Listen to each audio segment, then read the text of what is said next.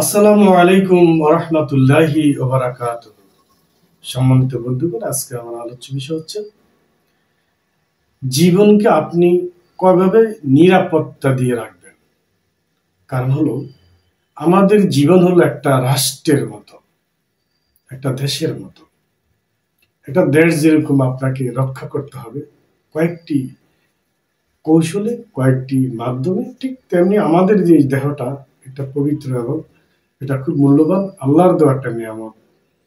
এখন এক নম্বর, আমাদের এই শরীরকে সুস্থ রাখতে হলে আপনাকে রোগ ব্যারাম থেকে আপনাকে রক্ষা করতে হবে।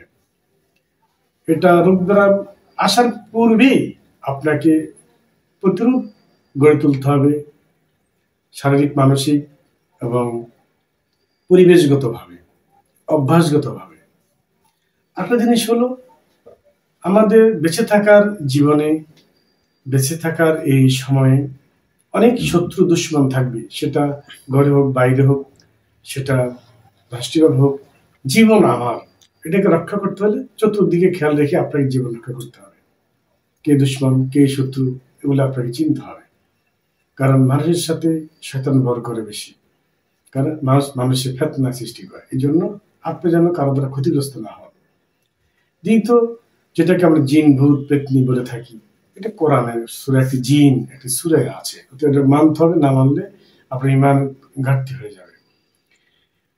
এই জিন, ভূত, শয়তান থেকে বাঁচতে হলে অনেক দোয়া দুরুদ আছে, অনেক নিয়ম কানুন আছে। আপনি মুসলিম হলে অথবা আপনার যে ধর্মের হন না কেন, আপনাকে এটা মেনে চলতে হবে, সাবধানে চলতে হবে, জীবনকে রক্ষা করতে হবে।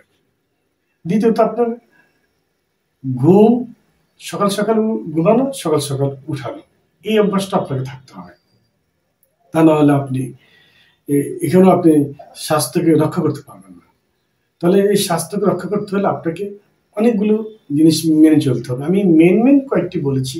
এক নম্বরে, বর্তমানে যে আমাদের সমস্যা দেখা দিয়েছে, খাদ্যের কারণে আমরা বিপদগ্রস্ত। সারা পৃথিবীর মানুষের জীবন জীবিকা একরকম, আমরা বাংলাদেশের মানুষ, আমাদের জীবন জীবিকা একরকম, কীটনাশকে ভরা।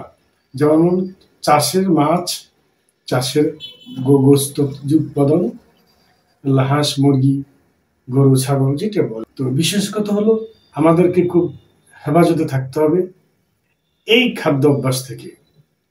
এখানে যদি আমরা ভুল করি, এখানে সমস্যা আছে। ফল পাকড়া খাবো, এখানেও আমাদের সমস্যা আছে, ফরমালিন হতে শুরু করে সবকিছুই। দ্বিতীয়ত কথা হলো, আমাদের যে চাউল খাচ্ছি, এটা ভ্যারাইটিস হতে পারে। যদি প্লাস্টিকের হয়ে যায় তো বুঝি ক্যান্সার হয়ে যাবে। এই খাদ্যের মধ্যে আপনার বিষক্রিয়া থেকে বাঁচতে হবে, না হলে কিন্তু আপনি ক্ষতিগ্রস্ত হয়ে যাবেন, স্বাস্থ্যকে সুস্থ রাখতে পারবেন না। কোন খাদ্যে কি হচ্ছে আপনি বলতে পারবেন না। তো ইনশাল্লাহ আগামী ভিডিওতে দেখা হবে, কথা হবে, স্বাস্থ্য নিয়ে কথা হবে এবং জীবন জীবিকা নিয়ে কথা বলবো। আসসালামু আলাইকুম।